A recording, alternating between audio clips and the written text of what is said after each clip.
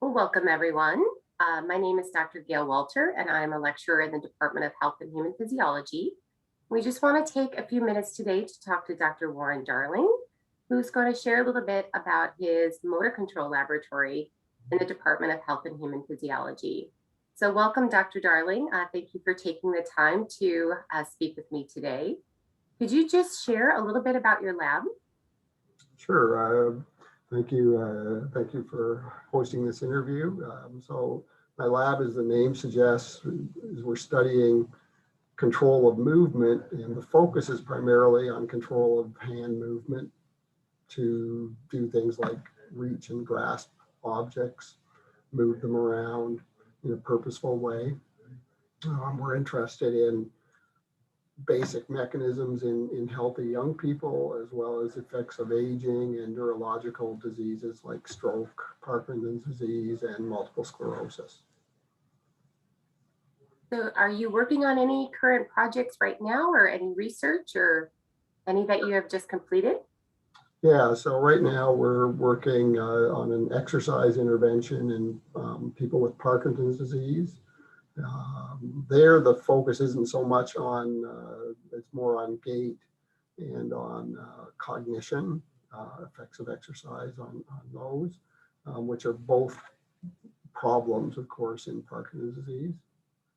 And then I also do collaborative research on how monkeys, non-human primates, recover from brain damage or brain injury that's meant to mimic a middle cerebral artery stroke, which is the most common type of stroke in humans. So there we're looking at control of movements of the hand and digits to pick up small pieces of food, basically.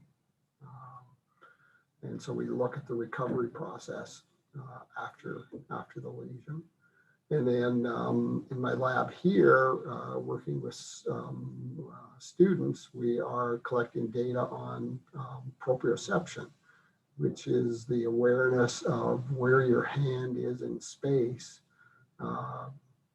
without vision. So, you have receptors in muscles and ligaments sensitive to stretch that give you pretty accurate information, actually, about where your hand is in space. And of course, that's critical to control of hand movements. So we study those kinds of issues in the lab here. That sounds really interesting. Very, very interesting.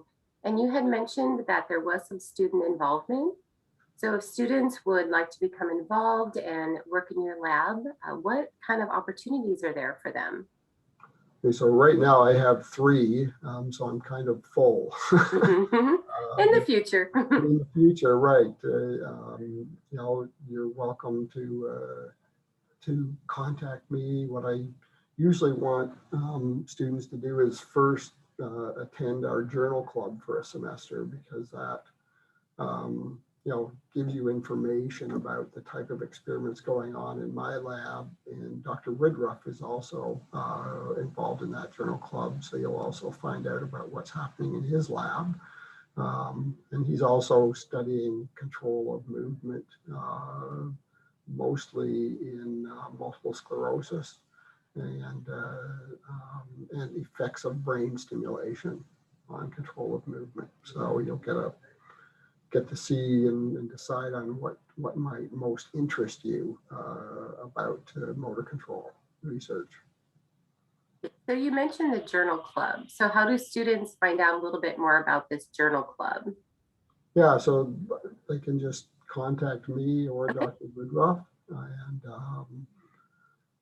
basically what it involves is we read a journal, a peer-reviewed publication every week, and discuss it for an hour in the journal club. So we try and figure out,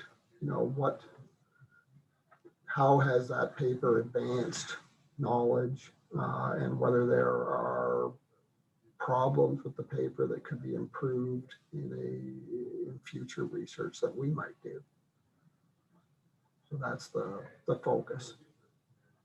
Great. Well, I just want to thank you so much for taking the time to speak with me today. Of course, thank you. I enjoyed it and look forward to hearing from students.